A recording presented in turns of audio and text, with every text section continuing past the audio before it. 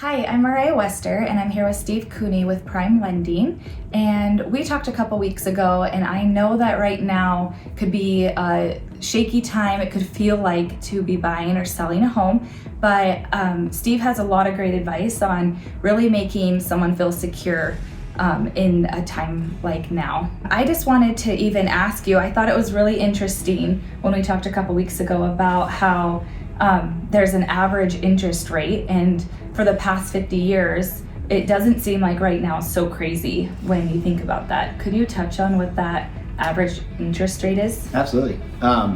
So average interest rate over the last 50 years, as we had talked about, was 7.76, which is a bit higher than it is right now.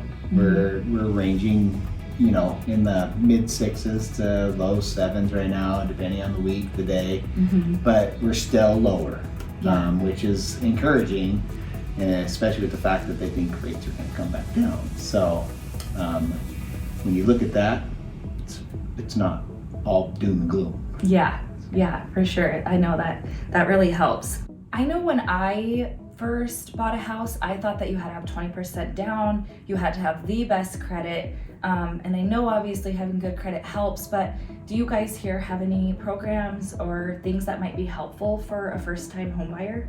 Yeah, absolutely. There's a lot of misconception about that. A lot of people do think they have to set themselves up with 20% down, and there's no programs out there other than that. There are a lot of programs. There's first-time homebuyer programs with bond that will help with money down. There is 3% down, just conventional options. There's FHA with 3.5% down. There's rural development with 100%. Vets have a great loan, 100% financing. There's a lot of options out there. So that is a really common misconception within the market and what people think they have to set themselves up to buy. So they wait and they miss out on opportunity because of that. So the more that we can educate people, obviously the better, because we might have people out there thinking that, and if we could get them to buy and get in the market before it goes back up, it's going to help a lot of people get into real estate investing. Yeah, I think that's really helpful. That was definitely helpful for me to learn. What are your policy on rate locks? Rate locks, for a purchase, we're going to lock in the length of time that we need as far as like what that contract is. So if we have a 30-day, window, we're going to lock in you for 30 days. If you have a 45-day closing, we're going to lock you for 45 days. 60, you can go up to basically a year. You don't want to do that if you can avoid it, because they do get expensive. But a purchase, typically you're just locking in, 30, 45 days. One thing I also found interesting, I never heard this before. I think that Prime Lending is the only company that does this, but can you also touch on the float down option? Yeah, the float down's super cool. I don't know if we are the only company, but it's the only company I know of, and I've worked at other places. I've been here for quite a while in Missoula. So what it is if you lock in now, and you say you have a 30-day closing, a 45-day closing, and we lock you in, let's say today 6.75, and I'm just throwing a rate out there, and the rates come down, and we can take advantage of that. We can float you down to the current market and then close you after that and get you, so you don't have to worry about your lock as much, saying, oh, if I'm going to lock now and it's going to be higher. We could actually have options here to float down. Another option out there that I don't think a lot of people really think of or realize until they actually get into the nitty-gritty with a lender is even a rate redo. Can you explain that a little bit? Yeah, so right now what they are offering, because of rates being up, they're offering what's called a rate redo. And what it is if you lock in now, you get in now. So you get into the market now, which I'm still encouraging people to do, even if rates are a little higher, because we could refinance at no lender cost and refinance you down into a lower rate as soon as rates do come down. And there are a lot of experts out there that think rates are going to come down, and they could come down as early as the end of this year, even maybe even 2024. No one has a crystal ball, but if they do, you take advantage of that rate redo and you just so if you locked now a little higher rate than you wanted, they come down, we refinance you. There's no lender cost. There's some exterior costs, but it's pretty dang cheap, and it can really save you a lot of money. I know too, with the first time I bought a house, I ended up having to have a co-signer, and what's cool about that is you can have a co-signer, but then in a year or whenever rates get better, or a couple years, you can actually do a rate redo or refinance to have a better rate and have the co-signer drop off, so they don't have to be there forever.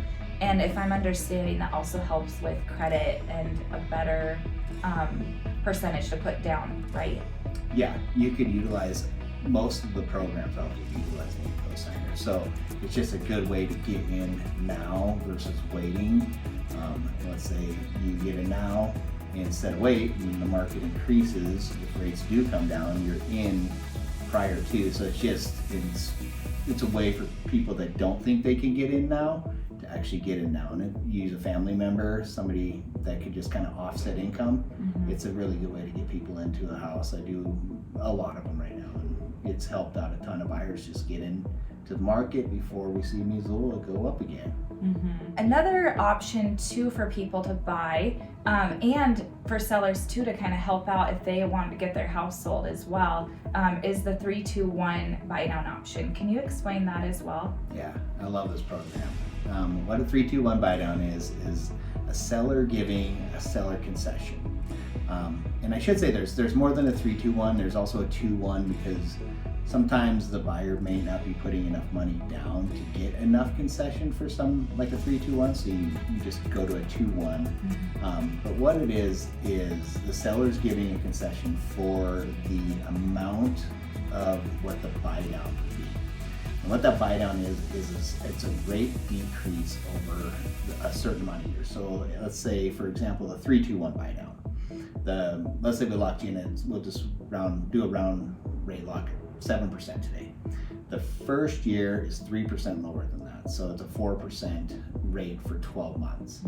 A year after that goes a 2% decrease, so you have a 5% rate for the next 12 months, and then a 1% decrease, which would be a 6% for the next 12 months, and then you're at your 7, which hopefully you've already refinanced out of, so you don't end up ever being a 7, but it gets you into the market.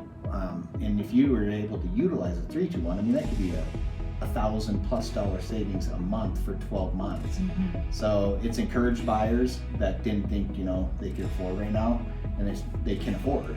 And then the 2-1 is the same thing. You just start 2% lower, so maybe you have a $700 or so savings, and it's just helped a lot of people get in. And the seller is the one that's giving the concession to the buyer to be able to do that. So it's actually a good way for sellers too to market and get their house sold in a market where maybe the buyer's having a little bit more advantage, but it's helping both buyers and sellers.